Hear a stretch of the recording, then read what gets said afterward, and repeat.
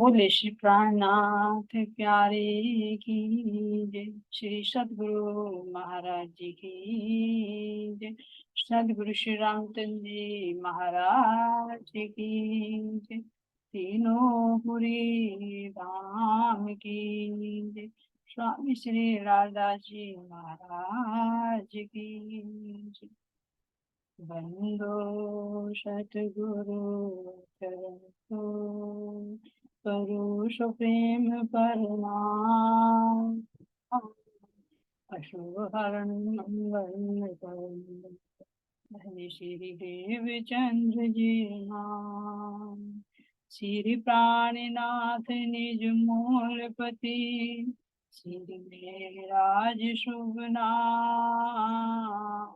तेज कुंवर श्यामा युगल को पल पल करूं प्रणाम। पिया जी को पल पल करूं प्रणाम। चर्चा प्रारंभ होते हैं साथ चित दे। भजो श्री राज श्यामा जी श्री प्राणनाथ सखी जीवन हमारे। श्री महामति कहे साथ जी भया चर्चा का बखत। अब तुम सुनियो नित्य गयो नाम आगे आए बैठे न तखत।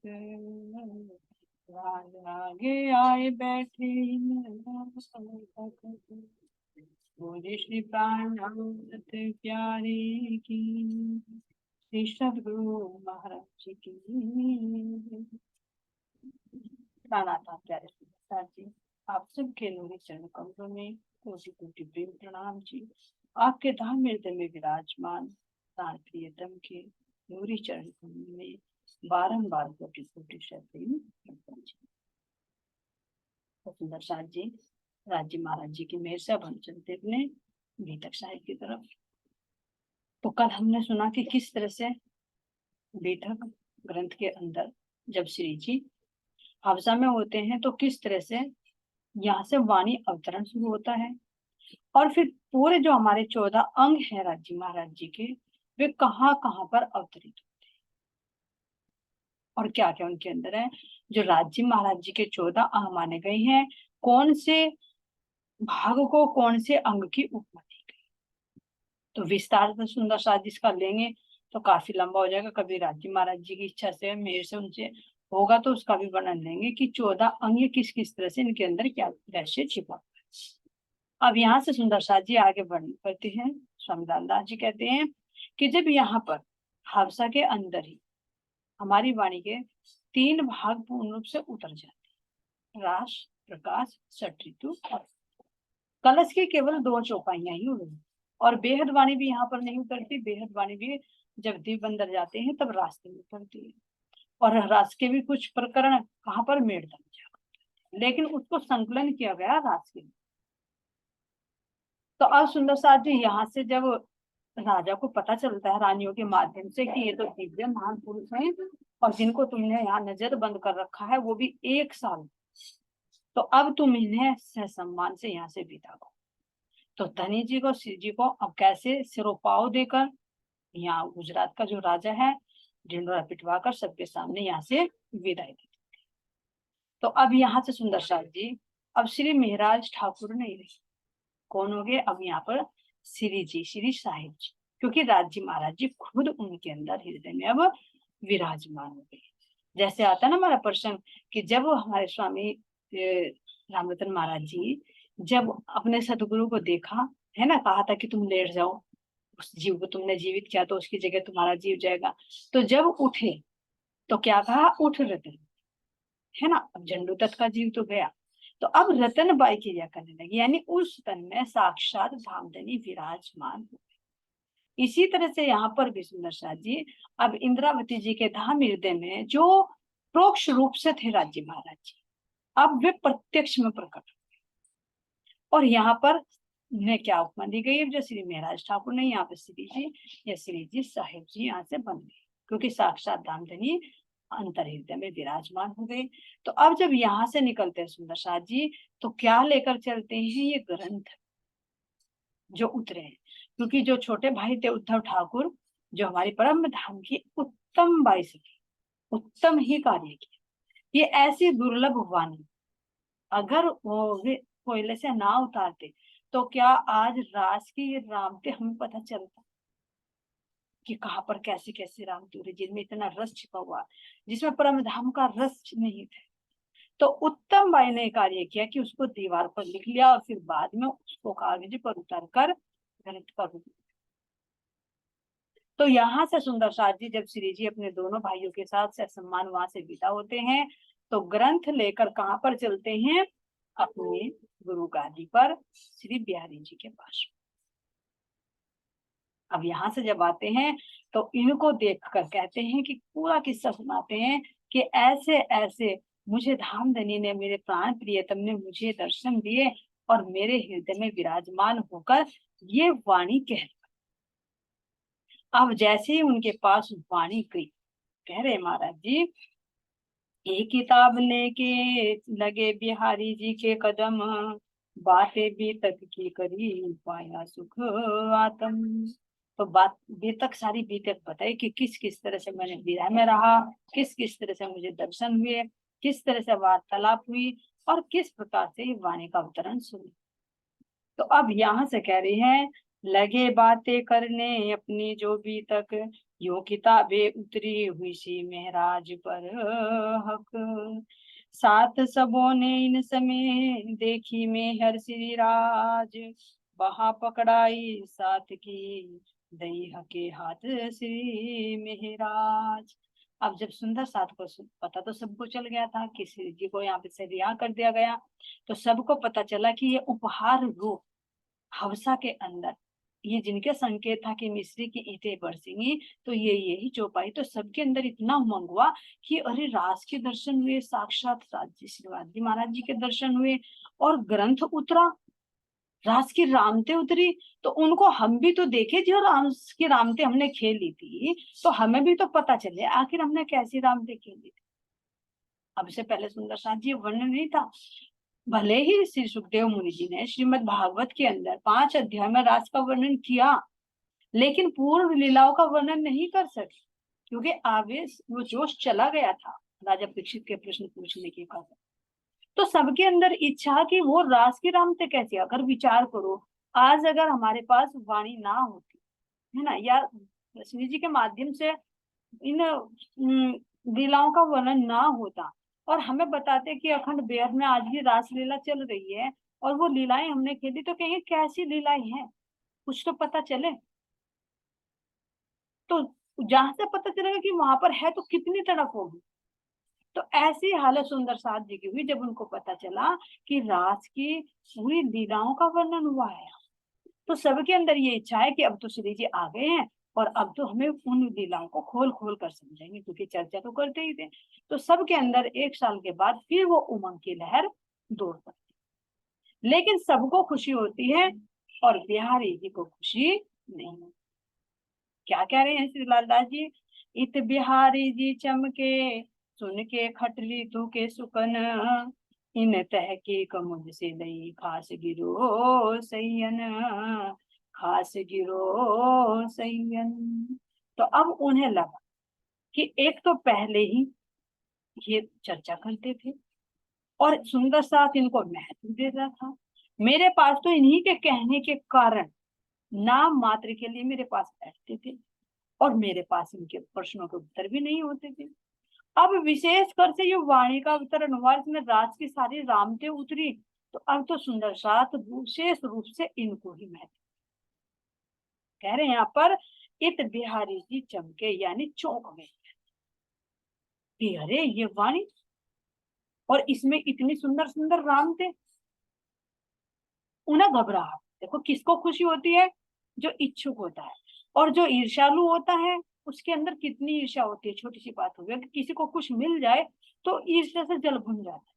तो सुंदर साथ जी, एक ईर्ष्या ऐसी बीमारी होती है जो दूसरों को जलाने से पहले अपने आप को जला, हम खुद पिस जाते हैं उसमें जल जाते हैं, और उस जलन की जब बदबू आती है तब दूसरे तक जाती है, इसके प्रति हमारी ईर्ष्या। तो ये जीव के अंदर होता है कि दूसरे की समृद्धि को देखकर बिना बात के अपने आप ही जलते रहना, जलते रहना। तो उस ईर्ष्या की अग्नि में कौन जलता है? अपने आप। और सारे नकारात्मक विचार आते हैं। तो ऐसा ही यहाँ पर बिहारी जी को हो रहा है। तो बिहारी जी क्या करे, बिहारी जी चमके यानी वे चौके। अरे क्योंकि उसमें दावा कर रखा था, रात की रामते थी, और फिर उसमें दावा कर रखा था कि मैं अपने धामधनी को, ऐसा मैंने अपने प्राण प्रियतम को अपने प्रेम रूपी पिंजरे में कैद कर लिया है। अब मेरे धामधनी को मुझसे कोई नहीं ले सकता। ऐसा ही है रतन भाई, मैंने ऐसे अपने छबीले, अपने रसीले धामधनी को अपने हृदय रूपी पिंजरे में बंद करके मैं जैसा चाहूं वैसा नाच नचाऊंगी। अब जैसा मैं कहूंगी वैसा वे करेंगे। अब कोई मेरे दूल्हा को कोई ले नहीं। अब जब इतनी बात कहती कि अरे ये तो चौपाइयों में लिखा हुआ है, सुंदर साथ पढ़ेंगे तो क्या फर्क पड़ेगा, तो उसके दिमाग में की क्या युक्ति लगा। आगे चल के जो विरह के हैं, तो क्योंकि जिस 6 ऋतुओं का विरह किया था श्री जी ने, वो भी हफ्सा के अंदर ही उतरा था 6 ऋतु। उसके अंदर देखा कि इंद्रावती तो इतना विरह कर रही है, कि इतना विरह कर रहे, तो उन्होंने वो विरह भी अपने ऊपर घटित कर दिया। क्यों? क्योंकि अपने आप को क्या समझते, धाम, कि ये जो मैं ही तो सतगुरु हूँ, मैं ही तो धामधनी हूँ, और जो इतना विरह इसने किया तो वो मेरे लिए किया। पता था कि मेरे लिए नहीं किया, लेकिन उस बात को पलट दिया। किसके लिए? सुंदर साथ के सामने जाहिर करने के लिए कि देख महाराज ना वहां समय रहा तो मेरे प्रति कितना था, कि मैं धामधनी हूं ना।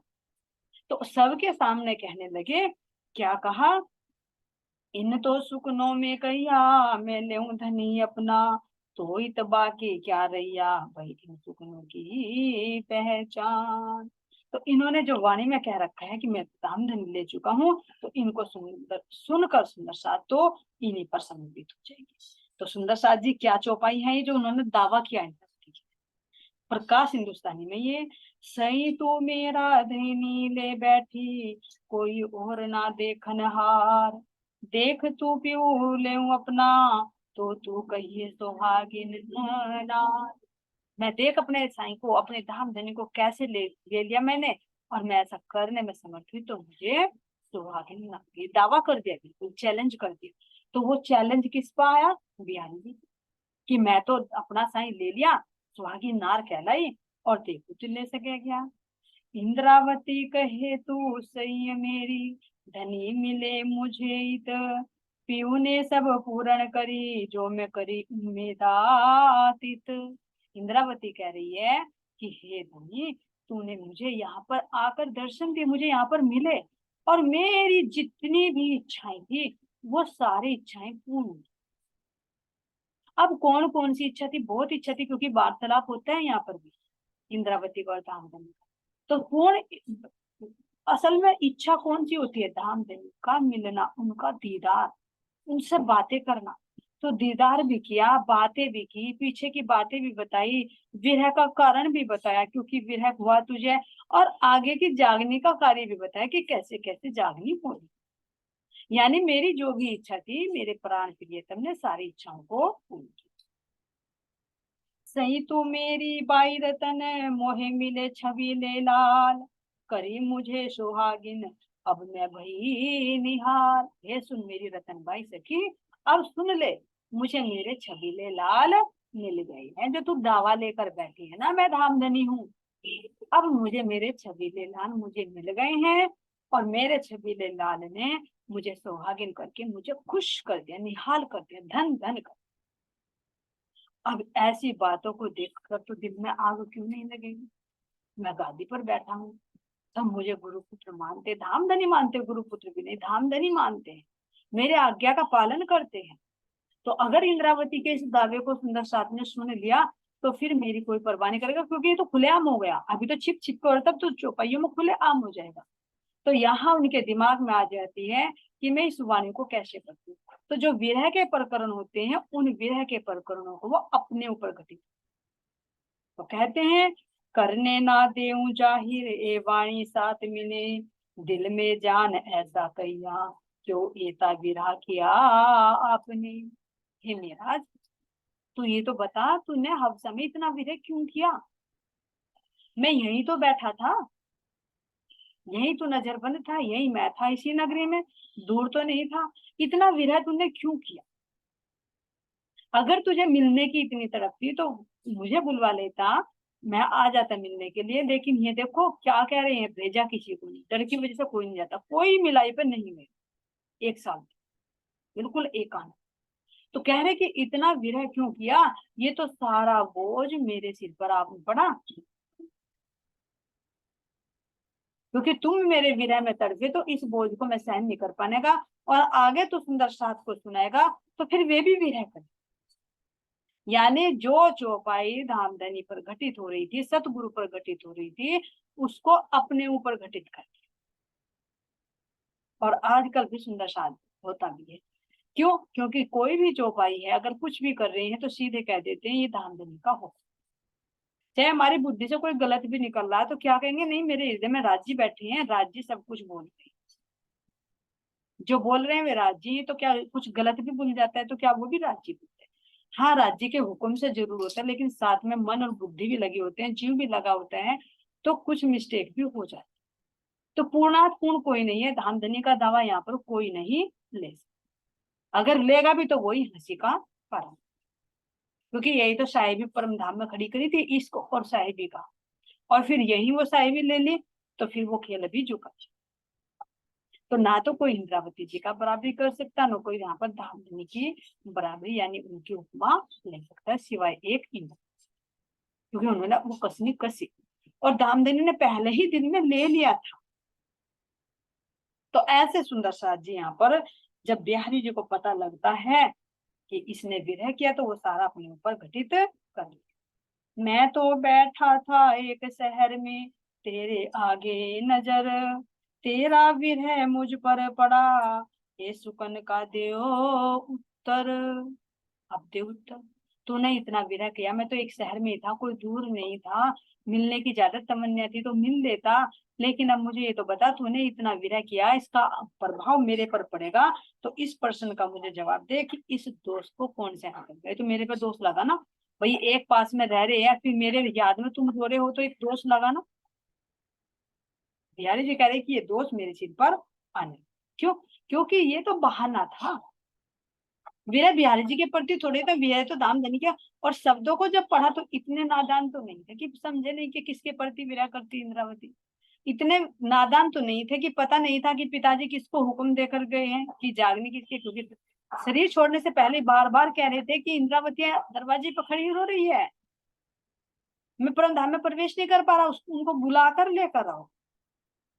और इसी डर की वजह से तो इतने दांव पेच खेल रहे हैं। अब ये और यहाँ पर लग गया कि इतना विरह करा, और इस विरह को सुनकर तो सब सुंदर साथ विरह करेंगे और परमात्मा को प्राप्त कर लेंगे, क्योंकि विरह के बिना तो परमात्मा की प्राप्ति होती ही नहीं। दुख से विरह उपजे विरह इश्क प्रेम काम, और विरह इश्क जब आया तब नैचे मिलिए हम।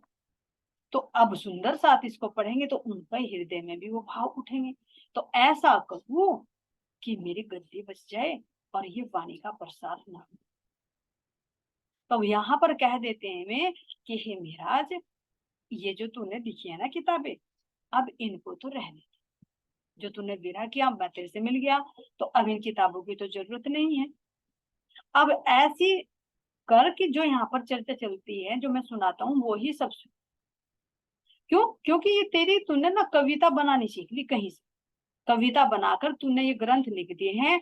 देवचंद जी महाराज जी ने कभी ऐसा नहीं चलाई ऐसी परंपरा कि हमारे इसमें कोई ग्रंथ हो। वे मौखिक चर्चा सुनाते थे, तो मैं गद्दी पर बैठकर मौखिक चर्चा सुनाता हूँ।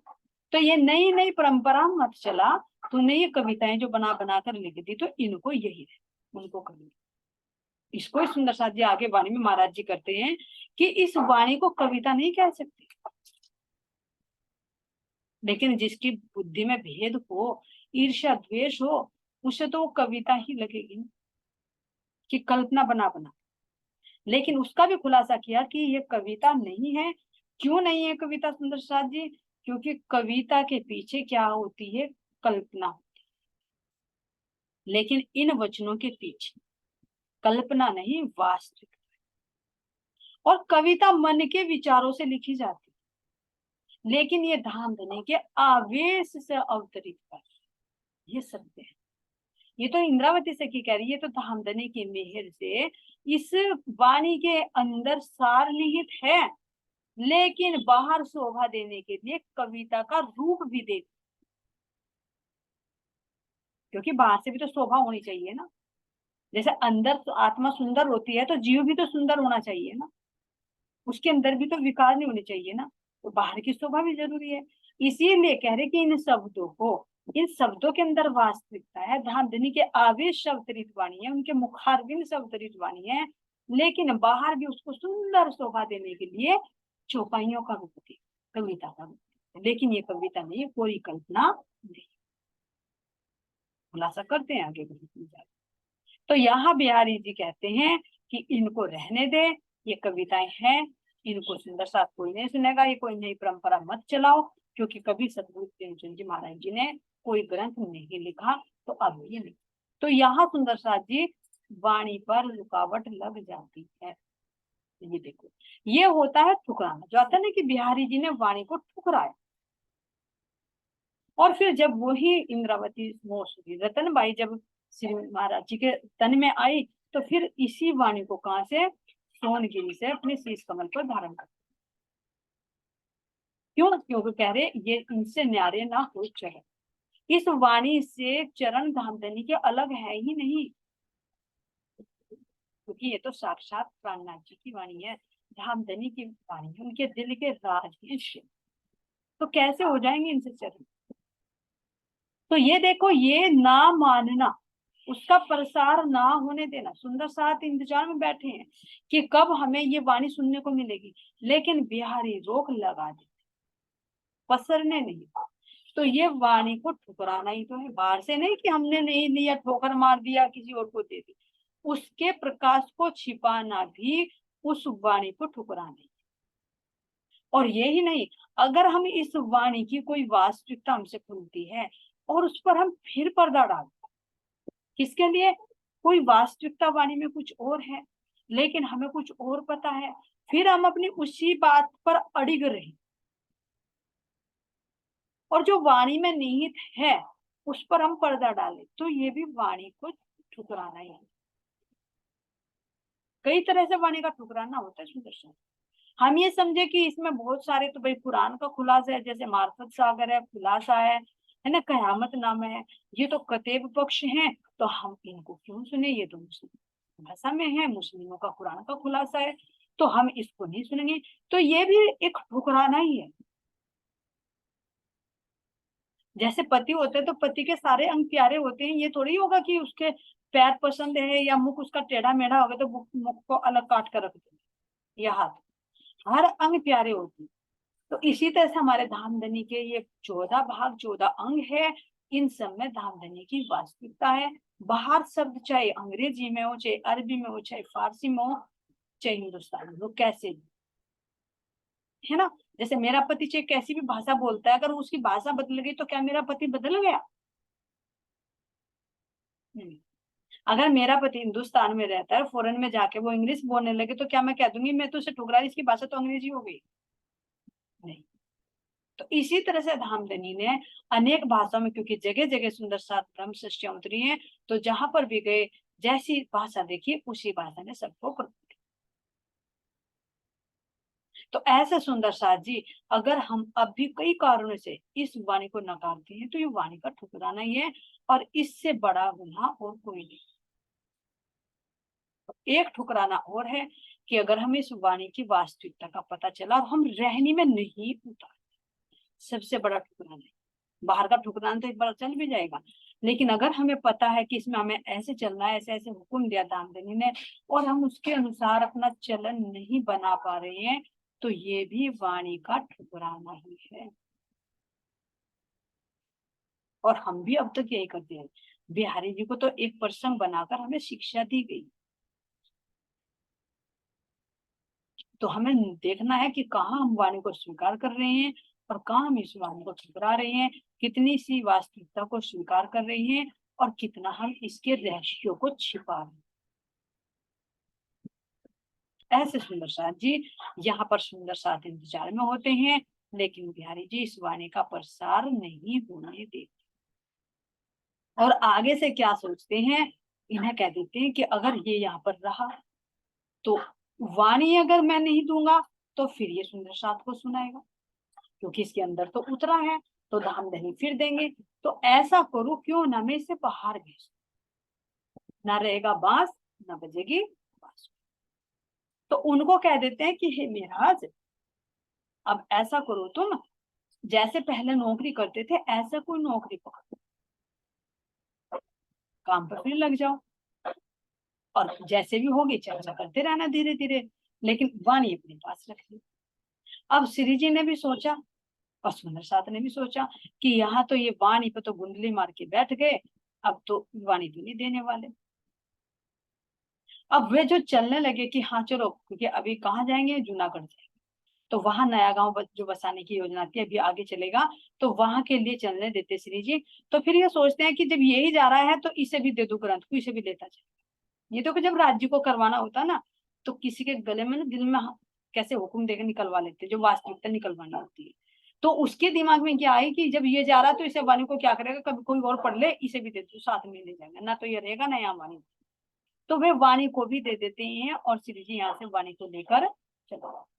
तो यहाँ पर कह रहे महाराज जी कि नवतनपुरी में यहाँ पर वाणी का प्रसार बिहारी जी नहीं होने। तो अब यहाँ से सुंदर साथ जी जब श्री जी चल देते हैं किसके लिए, यहाँ से फारग भये सोलत्रों के साल, वास्ते गांव के सामने आए जूनागढ़ के हाल, आए जूनागढ़ के हाल। तो सुंदर साथ जी यहाँ पर कह रहे हैं कि यहाँ से फारग, यहाँ से जब अब जज बिहारी के पास से चल देते हैं तो कहाँ पर चलते हैं, विक्रम संवत 1716, है ना। अभी तो वाणी का अवतरण हुआ, क्योंकि 15 में गए तो 16 हो गए, और 16 से जब रिहा हुआ वाणी अवतरण शुरू हुआ तो यहाँ से श्री जी नवतनपुरी से गांव बसाने के लिए जूनागढ़ के पास सोलठ में आए। तो यहाँ पर सुंदर साथ जी क्या घटना घटती है, स्वामी लालदास जी महाराज जी ने तो ये प्रसंग नहीं बताया यहाँ पर, लेकिन वृतांत मुक्तावली में आता है कि जब यहाँ पर श्री जी जाते हैं जूनागढ़ के लिए तो गांव में एक धोरा गांव पड़ता है, तो वहां पर गांव में किससे मिलन होता है, तेज, है ना। जो हमारी अमलावती फूलबाई के अंदर विराजमान थी और बिहारी जी के हठ के कारण उन्होंने देह त्याग किया, तो वही अमलावती की आत्मा अब कहाँ पर, जो तेज कुंवरी है ना, तो तेज कुंवरी के अंदर विराजमान। तो इनके पिताजी कौन है, सुंदर साथ जी वीर जी भांजी हैं। तो यहाँ ये अपने पिता के साथ में कहीं जाते तो रास्ते में ही क्या मिल जाते, इधर से श्री जी जाते हैं सुंदर साथ के साथ। तो इन्हें देखकर तेज कुंवरी बाई जी घूंघट निकाल। अब घूंघट क्यों निकालती है, क्योंकि पहले ये परंपरा थी कि कोई भी जो लड़की होती है अपने मायके वालों के सामने, अपने पति के सामने नहीं आती। अब भाई जैसे पिता भी है और पति भी बैठा हो तो पर्दा कर लेती है भाई, ये एक परंपरा, एक मर्यादा भी, एक लज्जा भी। तो इस तरह से जो भाई हो चाहे पिता हो तो पर्दा कर लेती है। तो इसी परंपरा के लिए उन्होंने जैसे देखा एक तरफ पिताजी भी साथ में है और उधर पहचान लिया कि मेरे पति हैं, तो उन्होंने घूंघट निकाला। अब इस बात को देखकर वीर जी भान जी को तो पता था कि भाई कैसे कैसे क्यों पर्दा निकालते हैं, तो वो पूछते हैं, उसको देखकर अचंभा हुआ, उन्होंने पूछा बेटी क्या बात हुई है, पर्दा क्यों निकाल लिया। भाई पर्दा तो जब निकालते हैं जब कोई अपना पति हो, तो तब वे पूछते हैं हाँ पिताजी, अब तक तो मैं शादी के लिए मना करती थी लेकिन अब मुझे शादी करनी है, क्यों, क्योंकि ये मेरे पूर्व जन्म के पति है। अब वो एकदम बताने लगी तो विश्वास तो नहीं होता, अरे हाँ ऐसी कह रही होगी, क्योंकि हम जो कोई भी माँ बाप होता है अपने बच्चों को सामान्य नहीं समझते, उनकी शक्ति का पता नहीं होता। जैसे फूल होता है ना, बंद होता है लेकिन जब वो खिलता है तभी उसकी खुशबू का पता चलता है।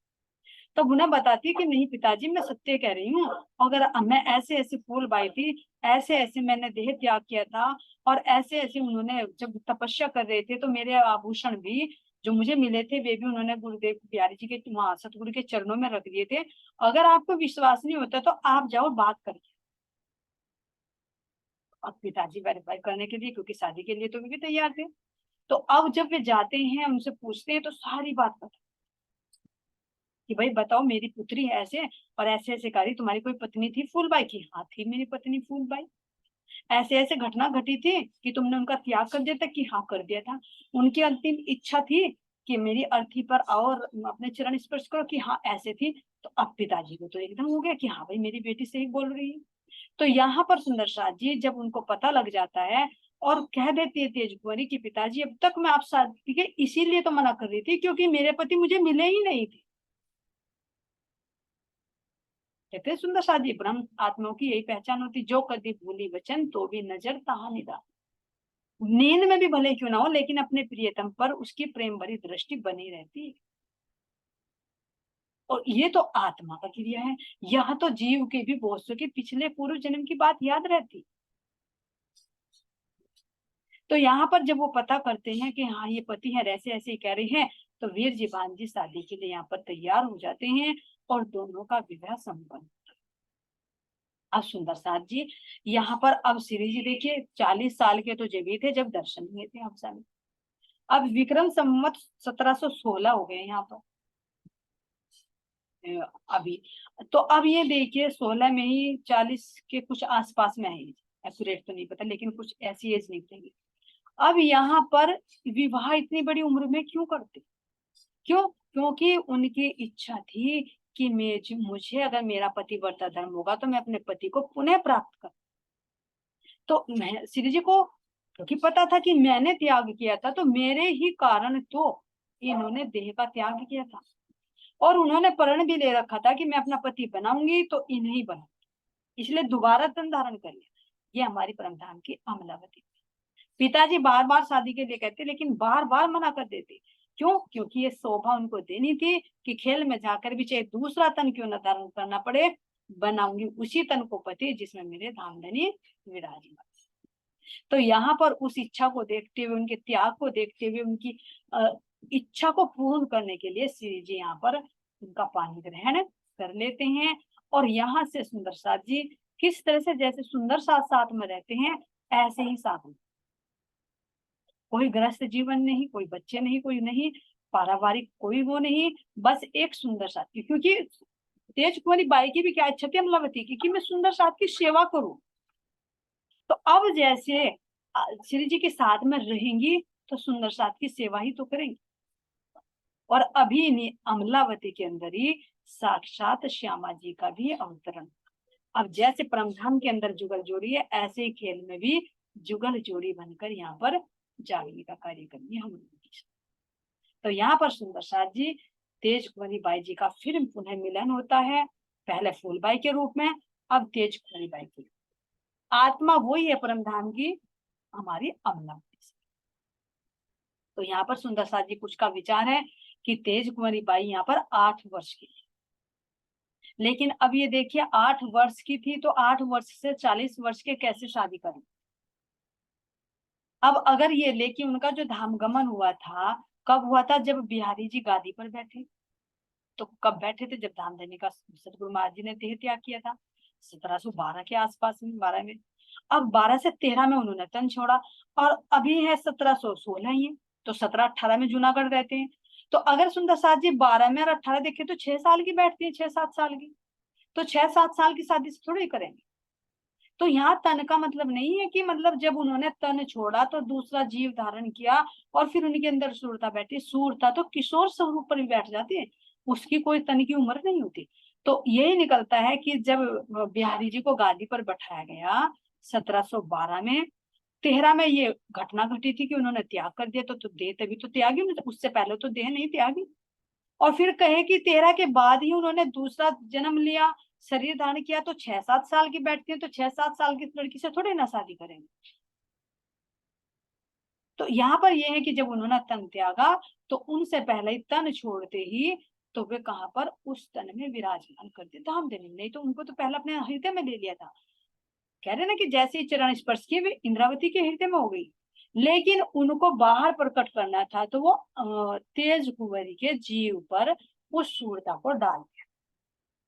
सूरता का शरीर से कोई संबंध नहीं होता क्योंकि सूरता कभी गर्भ में नहीं आती, जैसे हम ब्रज में थे सुंदर साथ जी, तो क्या हम जन्म के समय ही आए थे, गर्भ में आए, कितने बड़े बड़े थे, हमारे बच्चे तक भी थे, उनके ऊपर हमारे सुरता बैठी।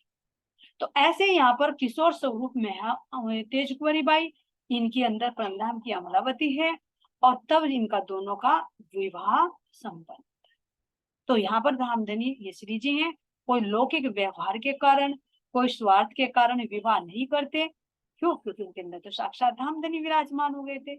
लेकिन उनकी जो हार्दिक इच्छा थी, जी पिछले जन्म में जब उन्होंने शरीर त्यागे, तो उस इच्छा की पूर्ति के, और परम धाम की श्यामा महारानी अभी यहाँ पर लीला करेंगी, तो इस कारण आध्यात्मिक कारण के चलते हुए श्री जी उनसे विवाह कर लेते। तो यहाँ पर सुंदर साथ जी दोनों का विवाह हो जाता है, और फिर श्री जी कैसे जूनागढ़ की तरफ आगे कदम बढ़ाते हैं। तो क्या कह रहे हैं? सतरोत्रे यहाँ रहे अठोत्रे के बरस, कान जी भाई यहाँ रह वही वाणी सुने सरस। अब 1717 में और 1718 में श्री जी यहाँ पर जूनागढ़ में रहते हैं, और सुंदर साथ जी यहाँ पर किस तरह से कानजी भाई रहते हैं, और किस तरह से यहाँ हरजी व्यास का भी प्रसंग आएगा, क्योंकि ये पंडित है, कितना बड़े शास्त्रार्थ होगा, उनसे कैसे कैसे सुनेंगे चर्चा, है ना। कानजी जो है हमारे कानजी भाई, किस तरह से उनकी हरजी व्यास के यहाँ नौकरी करते हैं, तो कैसे फिर उनकी वो सेवा करते हैं, और कैसे श्री जी से उनकी भागवत पर चर्चा होती है। तो इसका वर्णन प्रसाद जी अगली मीटिंग में देंगे। अभी तक यही। सत्रोत्रे यहाँ रहे अठोत्रे के बरस, कान जी भाई यहाँ रह गई वाणी सुने सरस, वाणी सुने सरस। बोलिए श्री प्राणनाथ प्यारी की जय, श्री सदगुरु महाराज जी की जय, महामती स्वामी श्री लालदास जी महाराज की जय, सर्व सुंदर साथ की जय, तीनों पुरी धाम की प्रणाम। सभी सुंदर साथ के चरणों में कोटि कोटि से प्रेम प्रणाम।